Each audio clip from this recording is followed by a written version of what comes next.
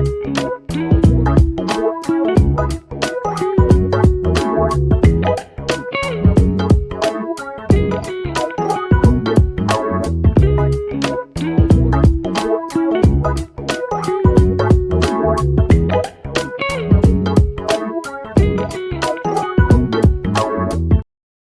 guys, what's going on? This is John Lee Hilliard from JT's Vending.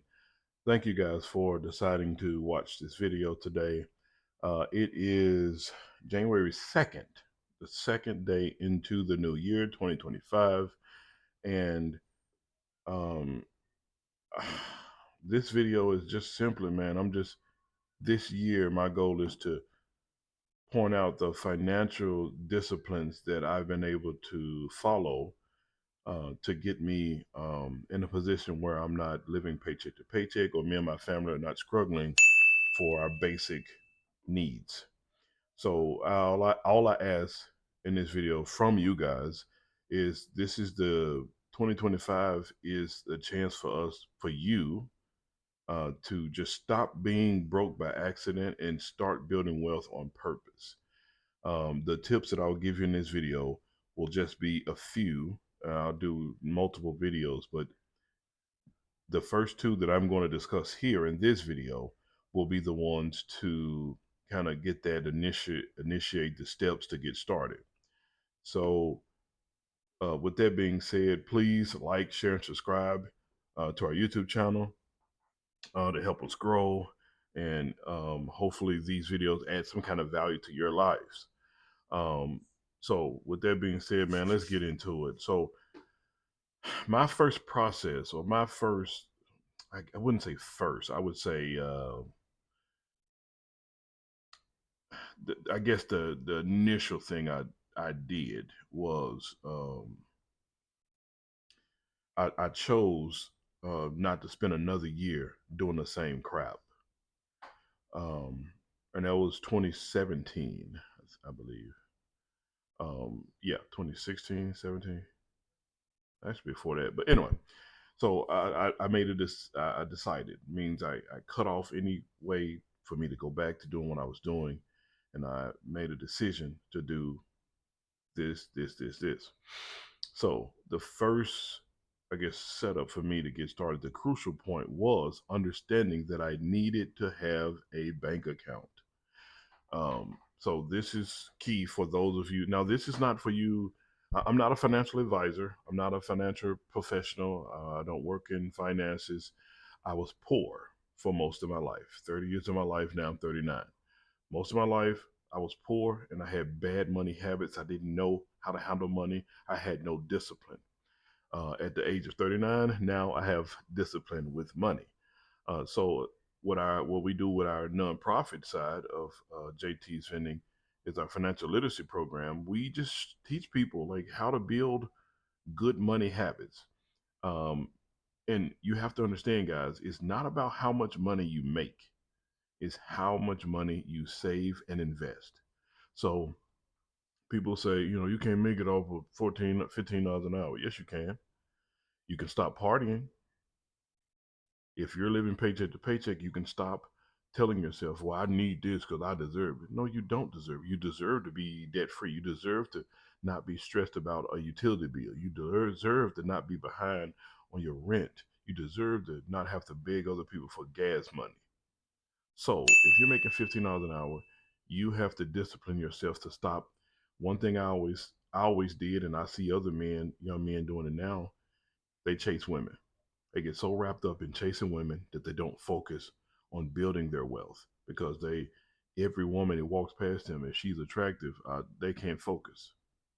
But I mean, the Bible tells you can't serve two masters, and that's true in any sense of the word. Like, you can't serve God and when he mean what they mean in the Bible by you can't serve two masters, uh, it don't mean like two people to serve. It means two things. It means anything that turns your heart away from God, anything that you focus on so much that you can't live a life of abundance because of that thing. So my issue was women.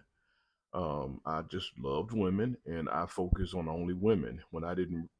I thought being a man was having a lot of women every day of the week and being a player and a pimp. That was being a man.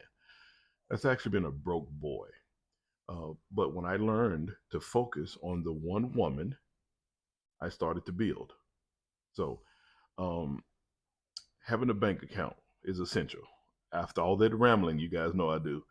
After all of that, having a bank account, a checking and a savings, simple. Open up a checking and a savings account. If you're here locally in Memphis, Tennessee, I would recommend Simmons, like a small community bank, because a lot of those big banks they charge an outrageous amount for like monthly fees and maintenance fees and service fees and all that stuff. But you're going to need a bank account. You're going to need a bank account with a checking account and a savings. If you're already working, um, you typically, I don't know Chime that well. Chime, I think, gives you your money a day or two earlier, but if you have bad money habits, no matter how much money you make, you're going to spend it anyway when you get it. So it don't matter like how fast you get it. You get paid every Wednesday or you get paid every Friday. You're still going to spend your money on stupid things and you're going to go broke and then you're going to blame your job by not paying you enough. But you're making 15, 20, $30 an hour. It's not your job that's the problem. It's you. If you want more, you go somewhere where they pay more. You earn the skills that you can require more money because you don't see a dentist or a brain surgeon working at your warehouse, do you? No, because they went and got better skills. You don't see a carpenter or a plumber or a chimney specialist or a fireman. You don't see those kind of people because they went to get extra skills. They added skills to their tool set so that they can demand more money. If you're stuck at a warehouse and you're working paycheck, then you're living paycheck to paycheck, and you're saying the warehouse is not paying you enough, then you're the one that's not delivering enough value to demand more money. So with that being said, again, I get off sidetracked. Have a bank account. You need a checking and savings. I don't think Chime work as well, but I would recommend a local bank like Simmons Bank. They're great. It's like a community bank. Set your bank account up. That's the first step. You can go to Simmons. I recommend if you know nothing about banking and you're afraid of banks, go there um, and talk to them. If you got friends and family that have a credit union account, you can always jump on your parents' credit union account and they'll like Shelby County Federal Credit Union. If your parents are a member, they can open up you an account there as well. But you have to be a member of some of those credit unions. But go to the bank. Don't be afraid of banks. There's nothing to be afraid of. The only time you need to be afraid of banks is if you leave all your money there and you take out loans and you overdraft and you comes to causing all kind of issues where they charge you a lot of money. That's when you're afraid. But in this scenario, we're building good money habits. This is what I did.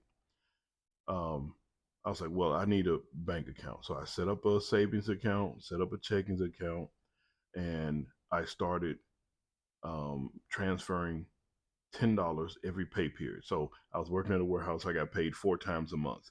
Every pay period, $40. I mean, $10 went to my bank account. I got paid every Friday. So I started sending money to a savings account, and then I wouldn't touch it. Just let it sit, live off my savings. I mean, my checking account or whatever was deposited. And over time, I built that habit to where now I can save more and more. So when I start to save more, the second thing I did was open up a brokerage account, and a brokerage account will essentially is something that you is a investment vehicle. Now, guys, some of you guys who grew up, low income government housing like me, nobody talked to us about brokerage accounts and savings accounts and IRAs and things of that nature. But that's what I'm here to talk about now. So in that sense, when you open up um, you can open up like a brokerage account from Charles Schwab, Fidelity, Prudential, I believe. But there are some big names out there that you want to kind of stick with that'll help you like set up a brokerage account. And you can just simply go to their website and click on the tab like at the top, and just say you want to open an account.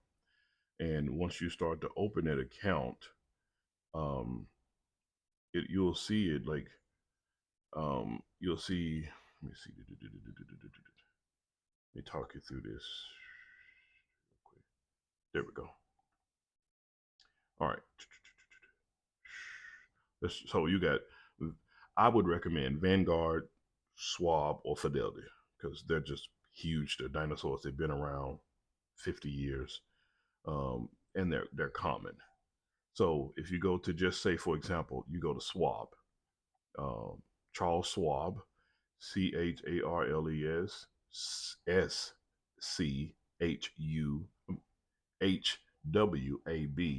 Charles Schwab.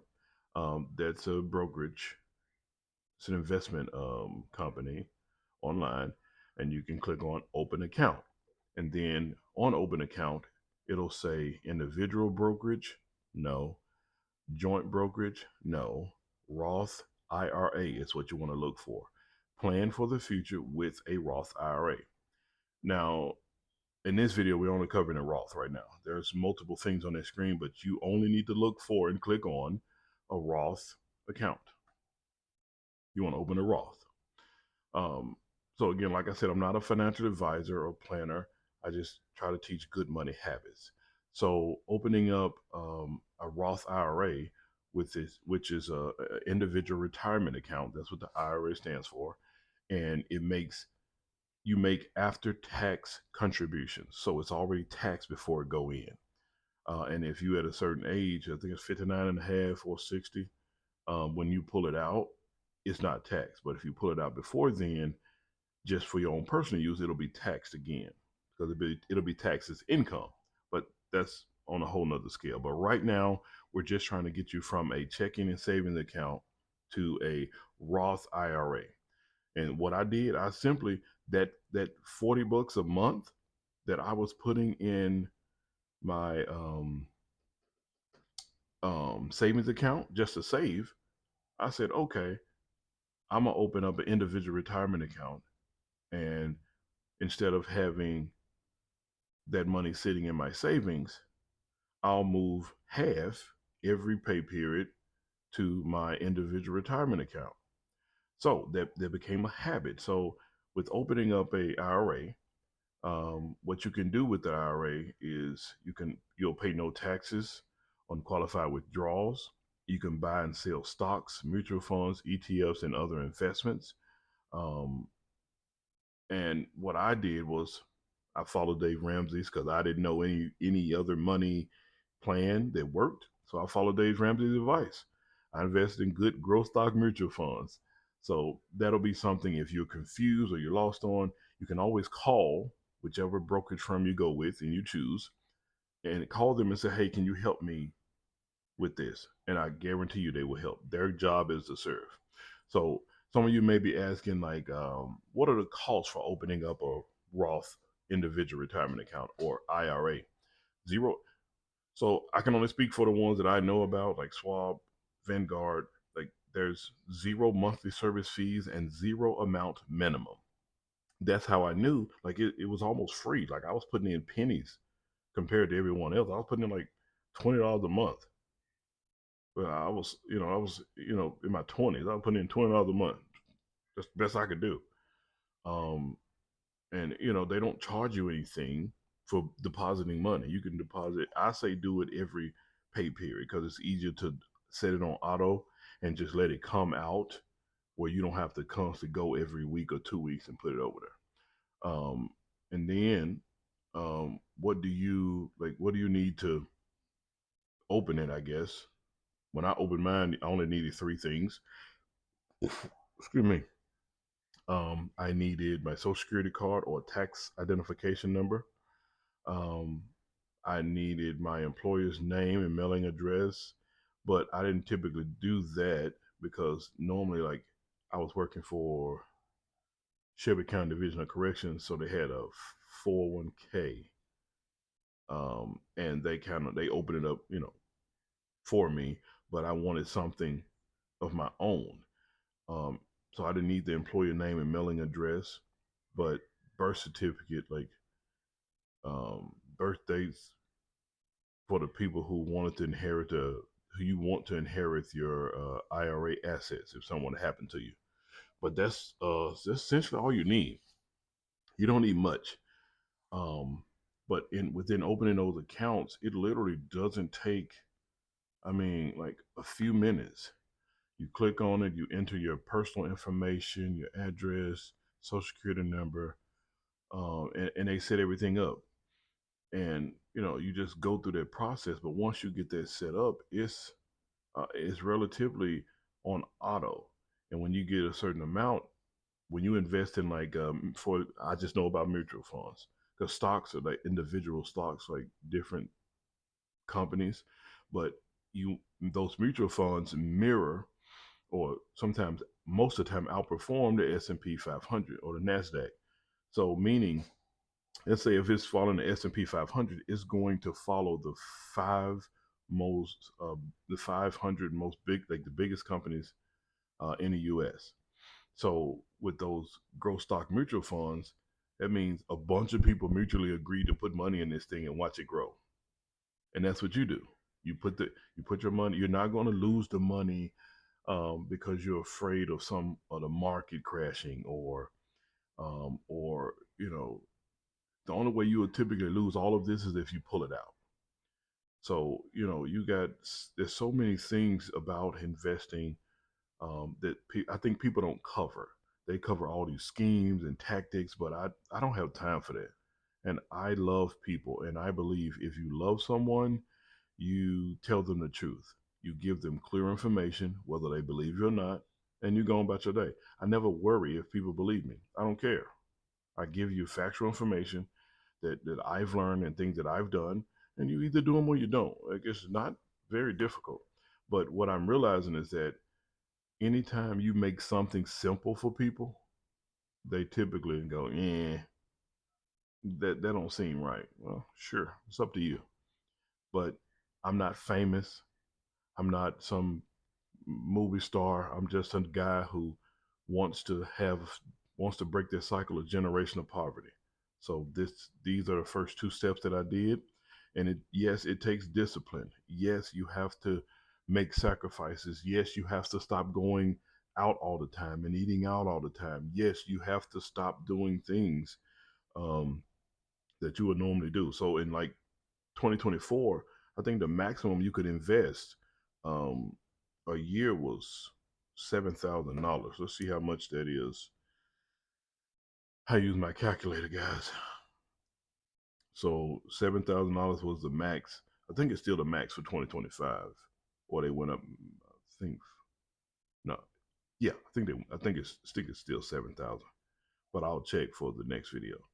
Um, so that'll be $583.30 a month, uh, divided by, so that'll be $145.83 a week, per week, 4 weeks a month. And you got those two, I think we got 2 months a year or something, 2 or 3 months where we got an extra fifth week, but essentially $145 a month. Oh, I mean, a pay period if you get paid every week. $145 if you could afford it to move over there. But I guarantee you can afford it. You spend hundreds of dollars on an outfit or going out or partying. It's just when it comes down to doing something that is hard, you don't want to do, because most of us, we get comfortable and we are afraid to invest. We are afraid to do these things. And we end up passing that generational poverty on down to our children because we failed to take action. So I didn't want to be the one to fail to take action. So with that being said, guys, I just want to do this video to give you guys some factual information to get started with. It's the second day of the year. Don't let 2025 blow by you and it's 2026 and you're still going, well, I'll do it when I get time. Because you'll always make an excuse to not invest. You'll always make an excuse not to do something hard. And then, you know, 40, 50 years down the line, you're complaining, man, the government ain't doing this. No, the government don't owe you nothing. The government don't have to do nothing for you. It's on you to take care of yourself. And I tell people all the time that I pray that your silent battles that you fought in 2024 transform you in 2025 into like to your loudest victories. I pray that God watch over you and give you the wisdom and the knowledge and the ability to do the thing that He put you on this earth here to do in a way that pleases Him and serves as many of your fellow man as possible. If you guys starting businesses, um, setting up LLCs, or just serving people in the community. And the only reason I bring this up because I saw two young men at the store buying some candy from the store at like $1.50, $1.75, and selling it for $2.